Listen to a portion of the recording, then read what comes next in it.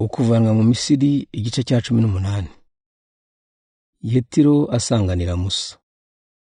Yetiro umutambyi w'Abamidiyani akaba na sebukwe wa Musa, yumva iby'Imana yagiriye Musa n'ubwoko bwayo bw'Abisiraheli, yumva nuko yabakuye mu Misiri.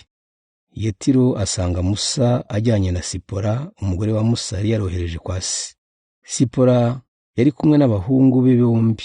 Uw'imfura Musa yari yaramwise Gerushomu, agira ati nahungiye mu mahanga. Undi yari yaramwise Eliyezeri, agira ati Imana ya data yambereye umutabazi inkiza umwami wa Misiri. Yetiro na Sipora n'abo bahungu be bombi bagera mu butayu, aho Musa yari yashinze ihema ku musozi w'Imana. Atuma kuri Musa ko amuzaniye umugore we n'abahungu be bombi. Musa arasohoka asanganira sebukwe, aramwunamira aramuhobera. Bamaze gusuhuzanya binjira mu ihema.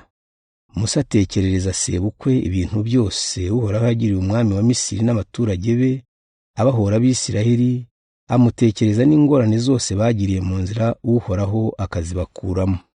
Yetiro ashimishwa cyane n'ibyiza Uhoraho yakoreye Abisiraheli akabakiza Abanyamisiri. Nuko aravuga ati nihasingizwe Uhoraho wabakijije umwami wa Misiri n'abantu be, akabakura mu maboko y'Abanyamisiri. Noneho menye ko Uhoraho aruta izindi mana zose, kuko yabyerekanye igihe yatsindaga Abanyamisiri bari barakandamije ubwoko bwe. Nuko Yetiro atambira Imana igitambo gikongorwa n'umuriro n'ibindi bitambo. Aroni n'abakuru bose b'Abisiraheli baza gusangirira nawe imbere y'urutambiro. Musa ashyiraho abatware bo guca imanza. Bukeye Musa atangira gukemura ibibazo bya rubanda. Abantu baba benshi biriwe bamutegereje kuva mu gitondo kugeza nimugoroba. Sebukwe abibonye abaza Musa ati kuki ukora utyo?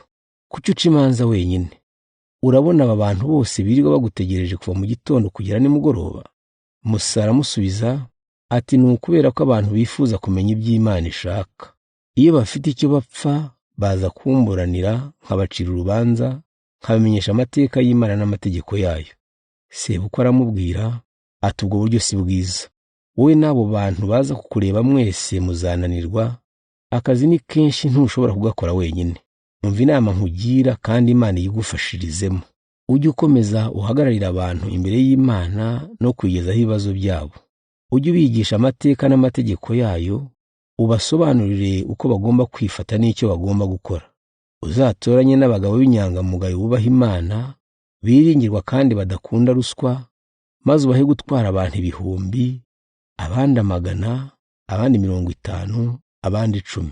Bajye bacira rubanda imanza igihe bibaye ngombwa, bajye bagushyikiriza ibibazo bikomeye gusa, naho ibyoroheje babyikemurire.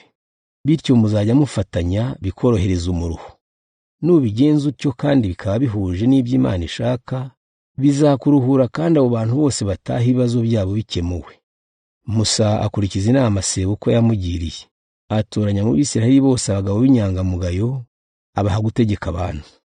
Bamwe baba abatware b'1,000, abandi b'100, abandi ba 50, abandi b'10.